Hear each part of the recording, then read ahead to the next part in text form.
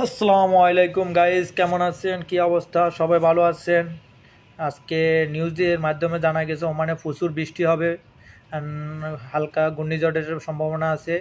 তো এখন দেখতেছি অনেক প্রচুর প্রচুর বাতাস হচ্ছে, প্রচুর বাতাস, যা বলার মতন নেই। তো এখন কিছুক্ষণ মাধ্যমে মনে বৃষ্টি চলে আসবে।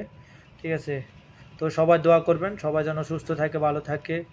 এখানে নিউজের মাধ্যমে সাবধান থাকার জন্য বলছে বারবার ওমান নিউজ।